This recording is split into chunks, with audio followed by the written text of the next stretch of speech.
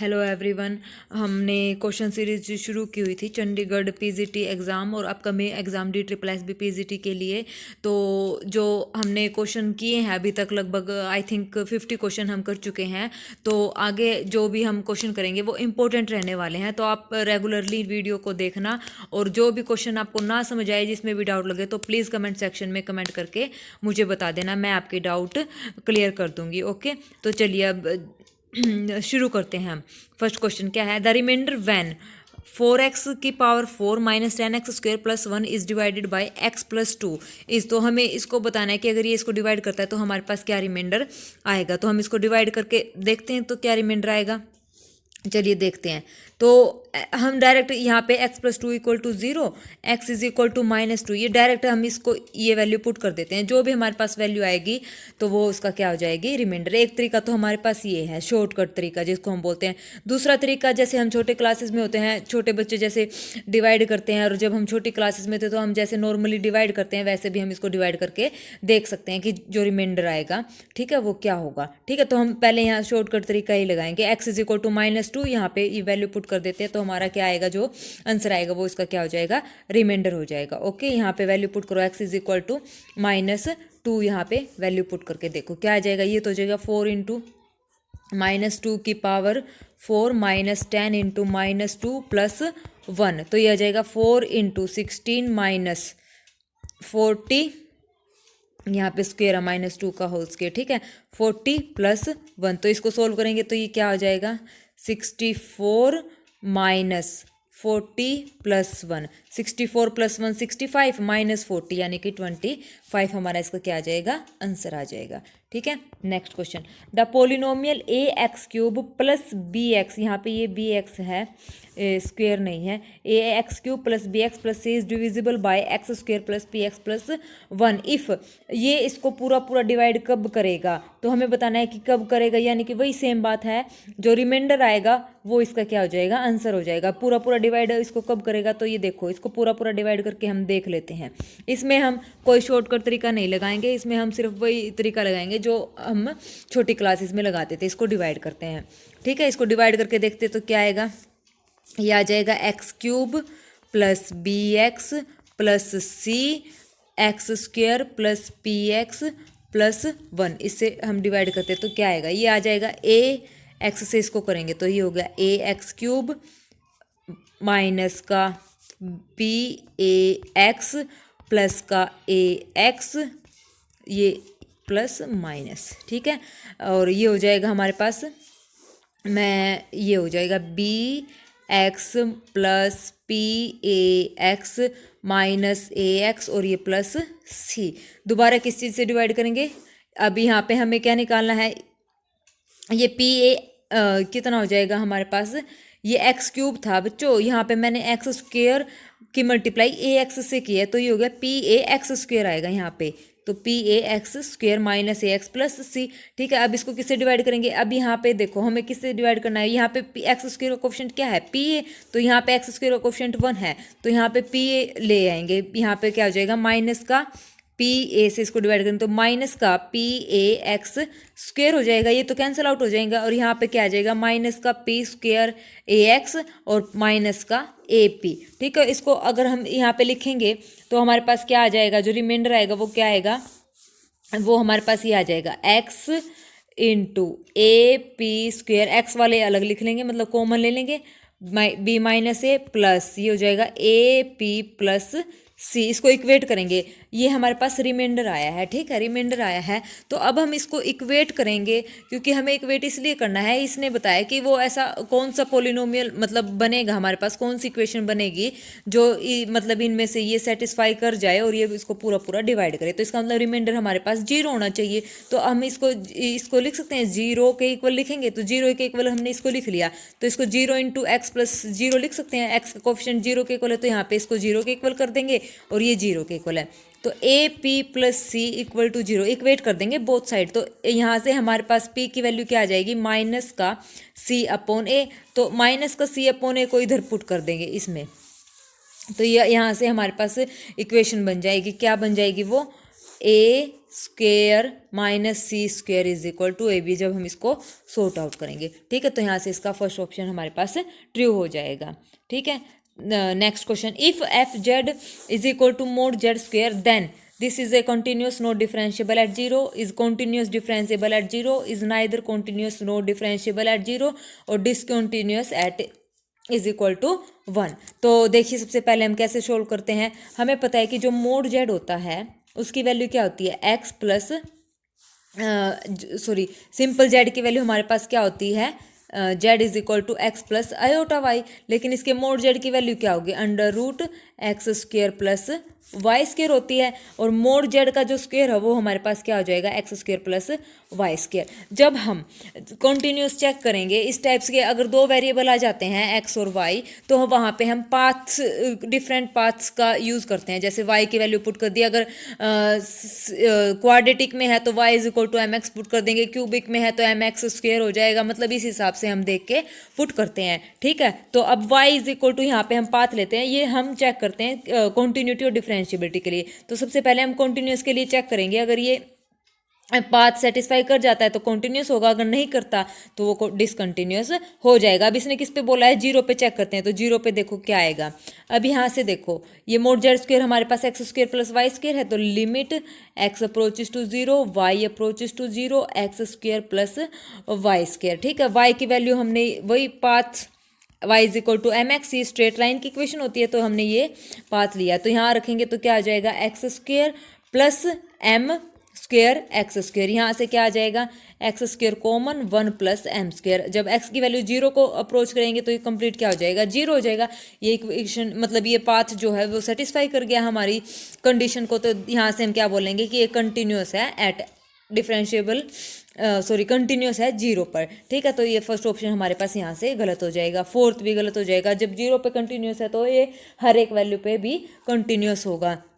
ठीक है, तो फोर्थ ऑप्शन हमारे पास हो जाएगा। अब हम चेक करें नाइदर कंटिन्यूस, ये भी ऑप्शन, तो हमारे पास सेकंड ऑप्शन ट्रू हो जाएगा। अब सेकंड में इसने बोला है कि डिफरेंशिएबिलिटी भी बताओ। डिफरेंशिएबिलिटी बताने के लिए हम क्या करेंगे, हमें फॉर्मूला आता है तो हम फॉर्मूले का यूज़ करेंगे। तो देखो क्या फॉर्मूला आता है, F dash Z naught is equal to limit Z approaches to Z naught F of Z minus F of Z naught upon Z minus Z naught. ये हमारे पास डिफरेंशिएबिलिटी का फॉर्मूला होता है। तो यहाँ पे हम वैल्यू पुट करेंगे तो हमारे पास क्या आएगा, यहाँ से वैल्यू पुट करने के बाद हमारे पास क्या आ जाएगा, limit Z approaches to zero mod Z का स्क्वायर, जीरो पे वैल्यू तो जीरो ही थी, अपॉन जेड माइनस जीरो यानी कि Z, this is equal to किसके इक्वल होगा, एफ डैश जीरो के इक्वल। अब यहाँ से वैल्यू पुट करेंगे तो ये हो जाएगा X square plus Y square upon X plus iota Y.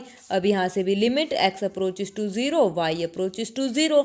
अब मैंने क्या बोला था, एफ डैश जीरो। अब मैंने क्या बोला था कि हम पाथ का यूज़ करेंगे डिफरेंशिएबिलिटी और कॉन्टिन्यूटी में चेक करने के लिए, क्योंकि पाथ का यूज़ हम इसलिए करते हैं कि जहाँ पर दो वेरिएबल आते हैं ना, तो वहाँ पर हम इसका यूज़ करते हैं। सिंगल वेरिएबल में तो डायरेक्ट फॉर्मूले से हम पता कर सकते हैं कि कॉन्टिन्यूस है या नहीं है। ठीक है, तो अब यहाँ पे भी y is equal to M X put करेंगे तो हमारे पास क्या वैल्यूज़ आ जाएंगी, ये आ जाएगी limit x approaches to zero, ये हो जाएगा x square common 1 plus M square और upon x 1 plus iota m. यहाँ से ये कैंसिल हो जाएगा, लिमिट पुट करेंगे तो ये कंप्लीट हमारे पास क्या हो जाएगा, जीरो। और ये हमारा पाथ जो है वैल्यू को सेटिस्फाई कर गया, तो इसका मतलब हमारे पास ये क्या वैल्यू आ गई, जीरो। तो इसका मतलब ये क्या हो गया, हमारे पास डिफरेंशिएबल एट ज़ीरो। ठीक है, इसका मतलब ये सेकेंड ऑप्शन भी हमारा क्या हो गया, ट्रू हो गया। यही हमने प्रूव करना था। ओके, आपको समझ आया होगा। Next 54 question, if A is a closed interval A B any usual metric space क्या होती है, let X D B A metric space A is a subset of X in R, then हमें A interior बताना है। तो usual metric हमने ले ली x comma D, तो मीट्रिक स्पेस होता ही है हमारे पास जो कि कंडीशन चार या चार कंडीशन को जो सेटिस्फाई करता है। X comma D is a metric space, A is a subset of R. हमें अब यहाँ पे इंटीरियर की बात करना है। वैसे तो ये सिंपल हमें पता होना चाहिए, ए अगर क्लोज इंटरवल के इक्वल ए बी के इक्वल है तो जो इसका ए इंटीरियर होगा वो ओपन इंटरवल ए भी होगा। अब कई बच्चे सोचेंगे कि ये ओपन क्यों हो गया, ये इसमें भी ओपन था, इसमें भी सेमी ओपन था, ये क्यों नहीं है। तो मैं बता देती हूँ, ये क्लोज्ड है इसलिए नहीं होगा, क्योंकि ये ए की तरफ यहाँ ए की साइड क्लोज्ड है, यहाँ बी की साइड क्लोज्ड है, इसलिए ये नहीं होंगे। क्यों नहीं होंगे? डेफिनेशन क्या कहती है? x belongs to A, interior point होगा किसका? ए का, जब हमारे पास कोई ओपन इंटरवल एग्जिस्ट करेगा और वो किस में कंटेन होना चाहिए? ए में। उसके जितने भी पॉइंट्स होंगे वो ए में कंटेन होने चाहिए। अब मान लो मैंने ये क्लोज्ड इंटरवल ए बी है, अभी मैंने ये क्लोज्ड इंटरवल ए बी ले लिया, ठीक है। अब ये इसको रियल लाइन पे लिखो, ए ये बी, ये क्लोज इंटरवल ए बी। मान लो ए पॉइंट को हम इंटीरियर पॉइंट कब बोलेंगे? जब इसके अराउंड हम एक ओपन इंटरवल क्रिएट करेंगे और वो सारा का सारा किस में कंटेन होना चाहिए? हमारे पास एक क्लोज इंटरवल ए बी में कंटेन होना चाहिए। तो अब यहाँ से देखो, ए पॉइंट हमने लिया, यहाँ से के अंदर यहाँ से भी इसके लिमिट पॉइंट है, यहाँ से भी इसके लिमिट पॉइंट है, लेकिन ये वाला तो इसके अंदर गया, लेकिन ये जो बाहर का है इसके लेफ्ट साइड का है, वो तो हमारे पास जो लिमिट पॉइंट है वो तो इसके अंदर नहीं जा रहे हैं। तो इसका मतलब ये पूरा का पूरा इसमें कंटेन नहीं हो रहा है, तो इसका मतलब हमारे पास ये क्या है? इंटीरियर पॉइंट इसका नहीं बनेगा, क्योंकि हम जो भी पॉइंट के अराउंड ओपन इंटरवल बनाएंगे उसके जितने भी लिमिट पॉइंट होंगे लेफ्ट और राइट के, वो सारे के सारे उस सबसेट जो सेट है उसके अंदर कंटेन्ड होने चाहिए। तो ठीक है, ये हमारे पास इंटीरियर पॉइंट की डेफिनेशन होती है। तो इसलिए इसका आंसर क्या हो जाएगा? 4। यहाँ पे अगर मान लो ए की जगह यहाँ पे ये होता ओपन ए क्लोज्ड बी या क्लोज्ड ए ओपन बी, तो भी दोनों तरफ से क्या होता है? इसका जो इंटीरियर होता है ओपन इंटरवल ए बी, और इसका भी हमारे पास ओपन इंटरवल ए बी। तो इसका 4th आंसर हमारे पास ट्रू आ जाएगा। ठीक है, next 55 question, the unit vector perpendicular to each of the vector u and v। ये परपेंडिकुलर बोला है, परपेंडिकुलर बोलने के लिए हम सबसे पहले क्या निकालेंगे? फॉर्मूला होता है perpendicular to each vector u and v। तो फॉर्मूला क्या होता है? u क्रॉस v, इनकी cross product upon magnitude of u cross v।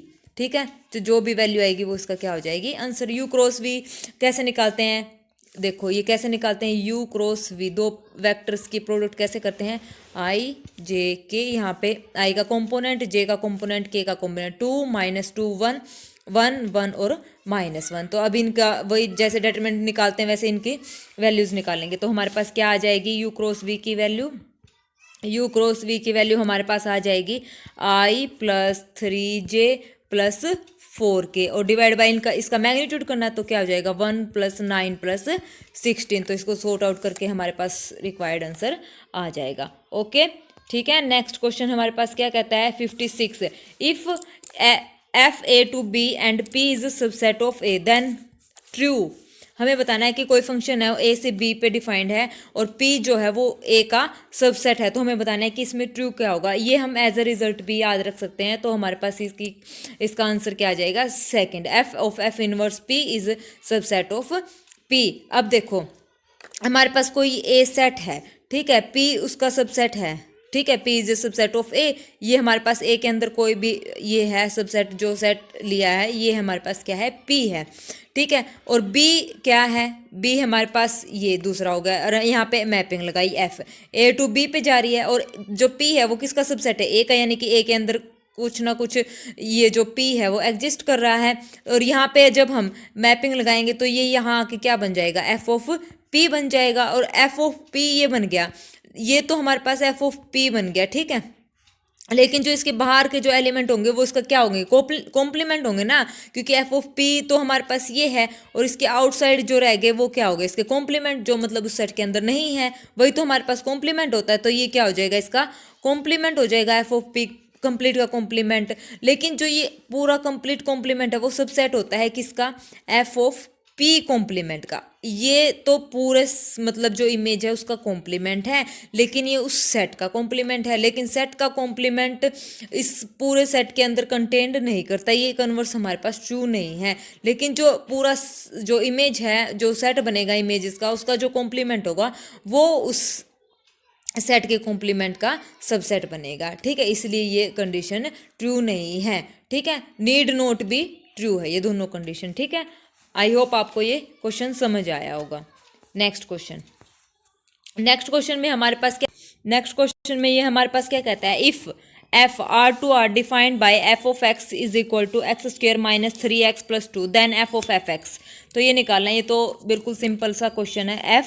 F of x की वैल्यू x² - 3x + 2। तो जहाँ पर भी x है वहाँ पर हम ये वैल्यू पुट कर देंगे, तो ये क्या आ जाएगा, एफ ऑफ एफ एक्स निकालेंगे तो ये हो जाएगा x square minus 3x plus 2, complete का square minus 3x² minus 3x plus 2 और प्लस में 2। इसको सॉर्ट आउट करेंगे तो हमारे पास रिक्वायर्ड आंसर आ जाएगा। इसको सोल्व करने के बाद हमारे पास जो आंसर आएगा वो क्या होगा, वो ये होगा x⁴ minus 6x³ plus 10x² minus 3x। ठीक है, ये हमारा रिक्वायर्ड आंसर है।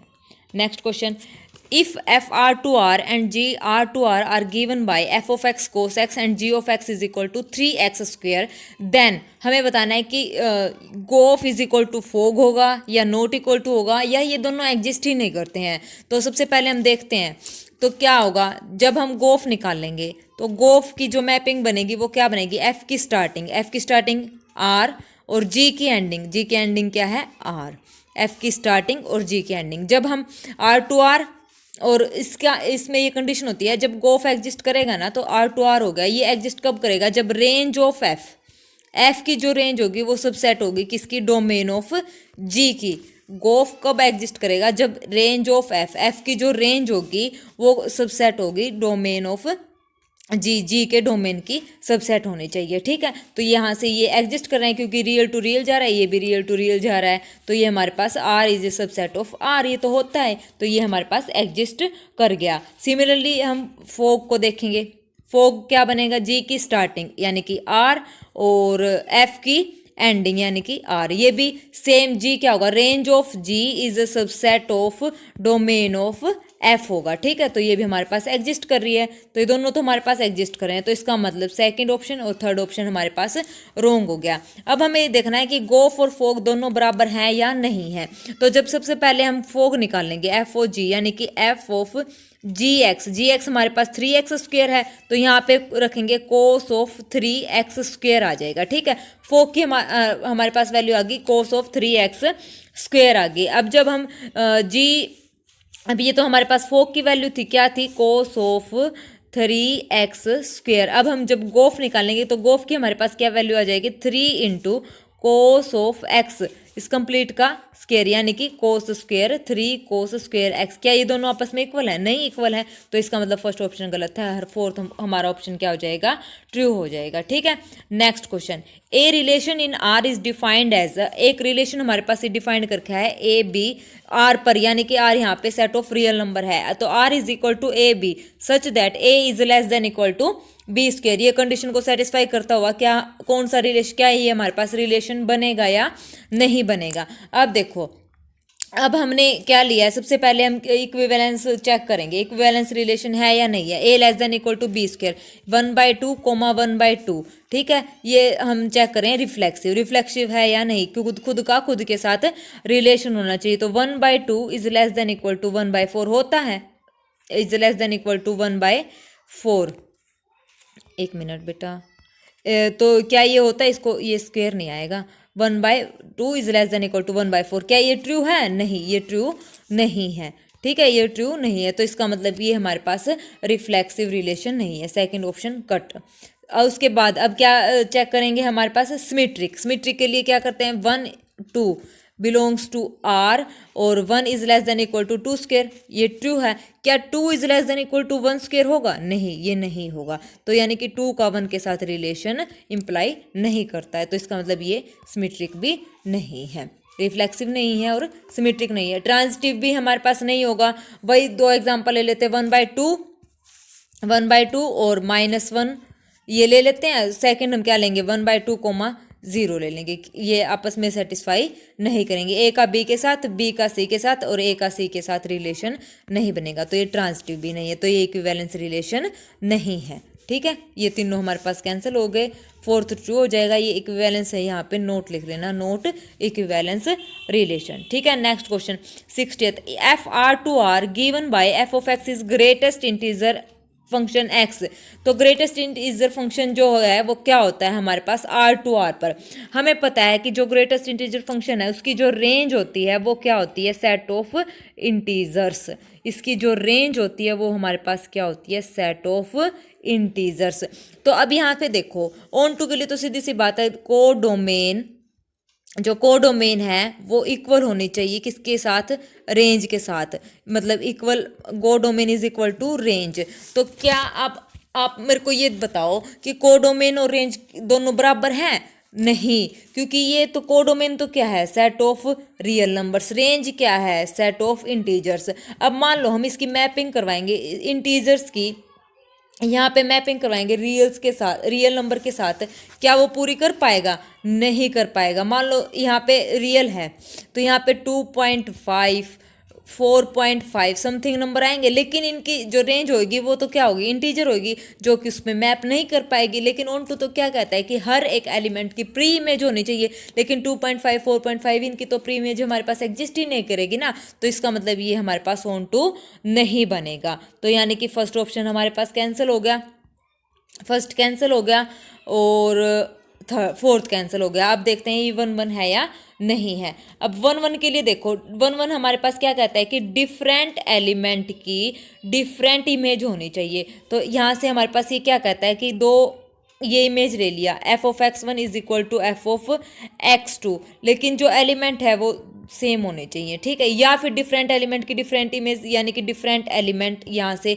x1 is equal not equal to x2, different element की इंप्लाई करेगी डिफरेंट इमेज, ठीक है। डिफरेंट एलिमेंट की डिफरेंट इमेज इंप्लाई करनी चाहिए। अब ग्रेटेस्ट इंटीजर फंक्शन देखो क्या कहता है, जैसे अब ग्रेटेस्ट इंटीजर 1.5 का जो ग्रेटेस्ट इंटीजर क्या होगा 1, और 2 का ग्रेटेस्ट इंटीजर क्या होगा 2 होगा। 1.5 से छोटा नंबर, ये हमारे पास 2 है, ये हमारे पास 1 है, ठीक है, और यहाँ पे हमारे पास 1.5 है। तो 1.5 का जो ग्रेटेस्ट इंटीजर होगा वो हमेशा 1 होगा, ठीक है। अब यहाँ पे देखो 1.6 करेंगे, ये भी, इसकी भी वैल्यू क्या होगी, यहाँ पे 1.6 है, इसकी भी सबसे छोटा नंबर क्या होगा 1 होगा, तो यहाँ पे भी ग्रेटेस्ट इंटीजर 1.6 का भी क्या आ जाएगा 1 आ जाएगा, ठीक है। तो यहाँ से अब ये डिफरेंट हमारे पास क्या थे, एलिमेंट थे, लेकिन इनकी इमेज क्या आ गई, दोनों की सेम आ गई, तो सेम आने की वजह से ही हमारे पास 1 1 भी नहीं है, ठीक है। तो बस इतना ही करते हैं, ठीक है। तो प्लीज़ वीडियो को खूब सारा प्यार देना, लाइक शेयर एंड सब्सक्राइब करना। Thank you very much.